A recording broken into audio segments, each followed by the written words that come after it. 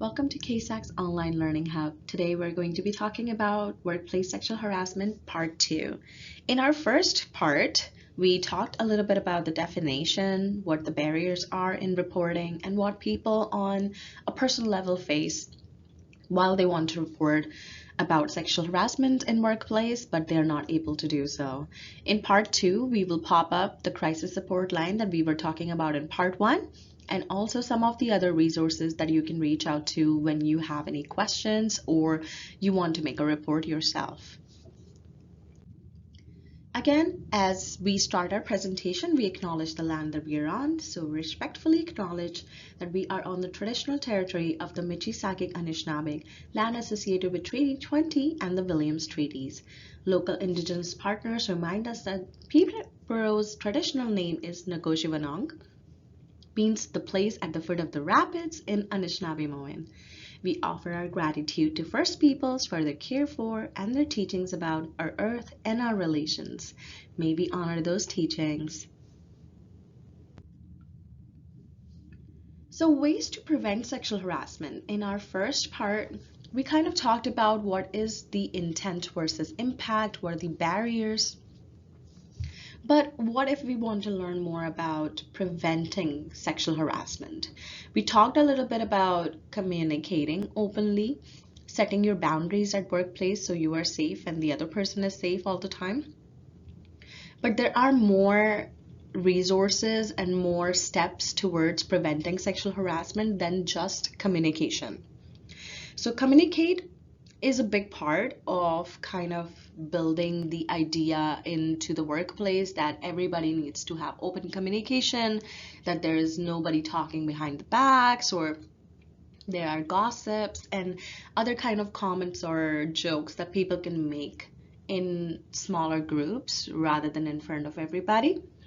So communication kind of forms the big backbone of preventing sexual harassment, because a lot of things that we sometimes accidentally or mistakenly without the intent of doing it end up doing it. We might end up hurting somebody that we just didn't want to hurt in the first place, right? So communication kind of comes with apologizing, taking responsibility, realizing what have been said before, and kind of going from there. So communicate formally that sexual harassment also in the workplace will not be tolerated. So these policies and procedures that every workplace have, it has to clearly define what sexual harassment is. And at KSAC, we kind of also ask people to have your own clarification and your own definition of what sexual harassment is to you. Because sometimes when you are talking about sexual harassment or you're trying to understand or making people understand, it might come from a different point of view because you might have different boundaries than the other person. And to keep yourself safe in the workplace and even outside the workplace, those boundaries are really a big factor, right? So it's important to kind of talk to the staff. It's important to talk to your team members. It's important if you're in a supervisory role to talk to your team leads and other team members that sexual harassment is one thing that will not be tolerated, and these are the policies, and please read these policies, and everybody kind of like give consent to those policies by signing them and kind of understanding all of that, right? So communication is just not like talking about it, but kind of reinforcing it. Now, define sexual harassment is very important. So make your own definition of it, read more about it, and kind of get the idea that boundaries, just like anything else, are the ones that keep you safe in any environment that you share with multiple people. And your boundaries are your definition of sexual harassment in workplace. And some boundaries can be crossed based on who you're comfortable with and how much of that boundary you have already expressed with somebody. If you have known them for a long time and you trust them, you're comfortable with them, right? So these are the things that kind of need to be very much on the point to be able to eliminate or reduce the incidences of sexual harassment. Reporting. Explain how to file complaints and how to follow your investigation process. So sometimes these responsibilities go to the advisors, the managers, or probably people in a leadership role in the workplace. So reporting kind of becomes important because we want to encourage people to report. Reporting can become a very tiring, very overwhelming, and very, difficult process for some people. Not everybody processes a particular form of trauma in the same way. Not everybody has the ability to go through legal procedures in the same way with the same strength. So it's important how we are going to encourage people in our workplace to report if anything happens. Training. Communicate any prevention training requirements. So you can have your own policies. Again, this also defines for leadership role, but it can also come from a coworker or any worker at a base level position in the workplace.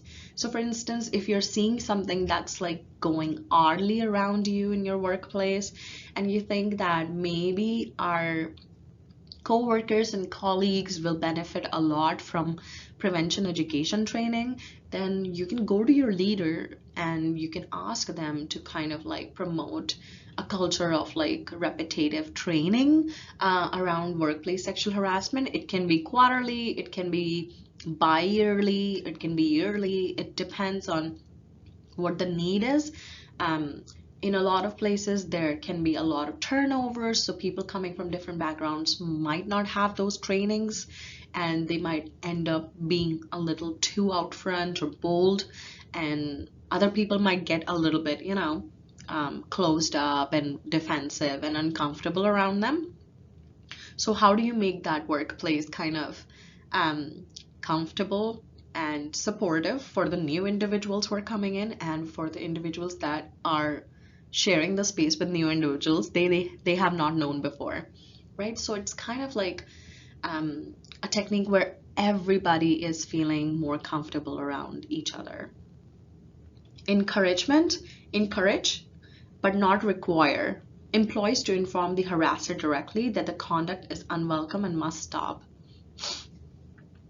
So this is the kind of like standing up for yourself kind of strategy. So you have to encourage people that if somebody is being mean to you, somebody is making a comment or a joke, you stop it right there, right? So encouragement comes from a lot of things, and building encouragement right at the base level kind of also helps the individual feel more secure when they are saying, stop, I don't like it.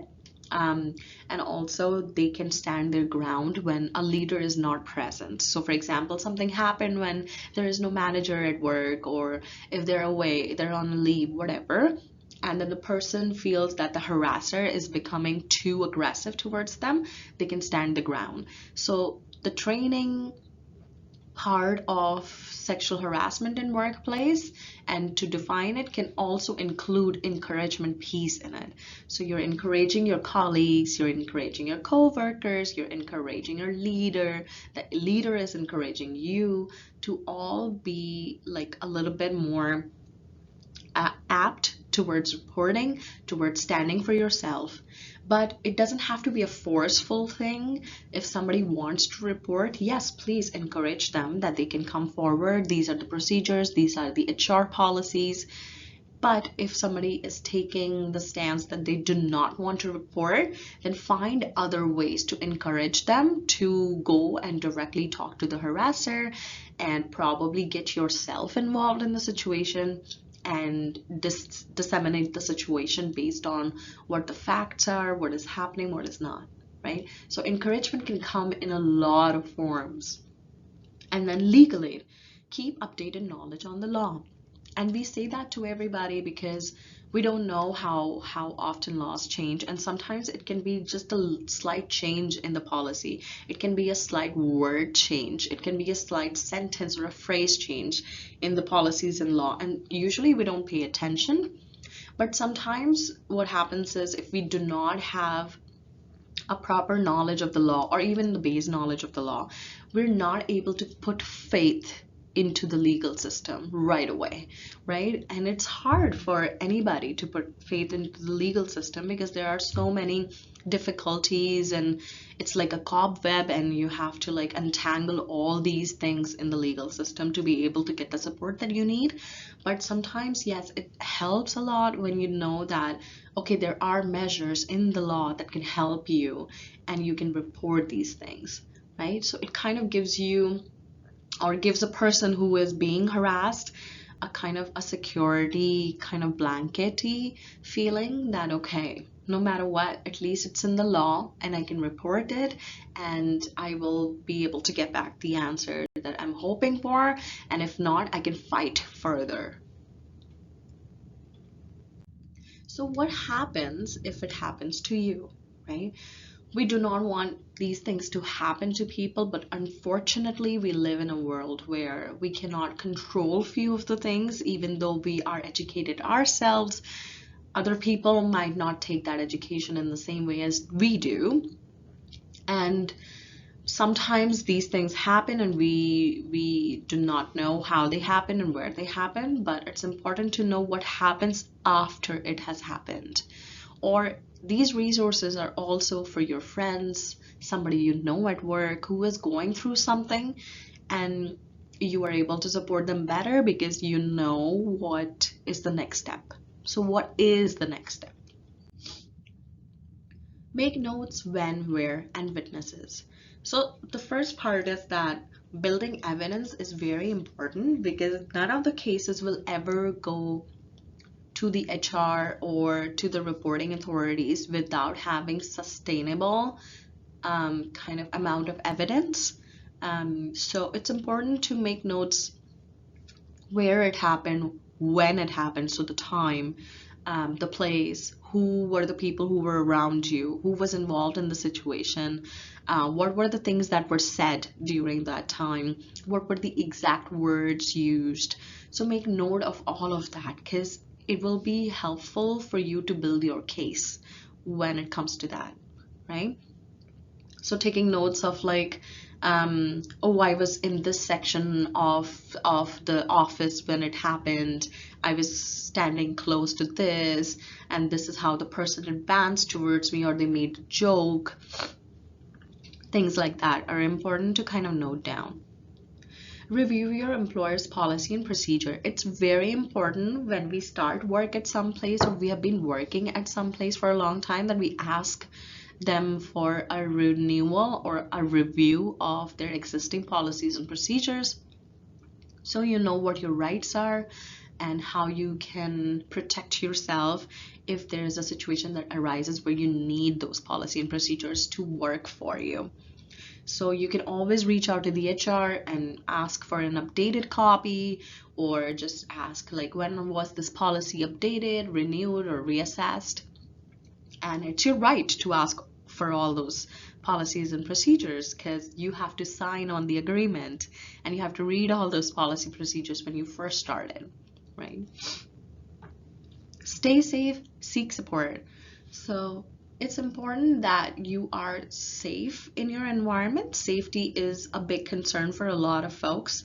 A lot of folks are not able to go back to their jobs because the perpetrator is still working there and they don't feel secure and safe to actually continue their work, right? So you have to make sure when you're reporting, and if you're not reporting to the authority and you're reporting only to your manager or only to the HR, that they make sure that you are feeling safe when you come back to work, right? So your safety is first. If you're not feeling safe, reach out to the supports that you think can help you in that situation. Reach out to professionals like KSAC and other organizations that you think around you can help you, right? So support and seeking support is very important during any of the reporting process, or even if it's a little thing and somebody said something offensive or something that is a joke, but you felt really uncomfortable, it is your right that you stop it, you can report it, you can ask for delegation to stop it and report it, and just to seek support overall. and get advice. So we say that because not everybody works in a lawyer's office, so we don't know what the legal advice looks like. So having that legal advice from a professional helps in your case building, because there are a lot of loopholes in our legal system that the perpetrator can use to excuse their case. So it's always important to like get advice from professional people who are actually working in that field and are kind of like, they know what the data is like, they know what the case is like, and what loopholes can be used, so you're more prepared when you have reported, right? And it also gives you a peace of mind that, well, at least I have had legal advice, and now if I move forward with a lawyer, I know what will be the thing that I will be facing. It takes a lot of pressure off your shoulders, rather than walking into something that you don't know, right? So we always suggest that get advice, seek support, and just reach out to individuals that you trust around you. So these are some of the resources that we have combined. You can Google them. So it's Cuarta Sexual Assault Center. We provide counseling to anybody who has been through any form of sexual or gender-based violence, including sexual harassment in workplace.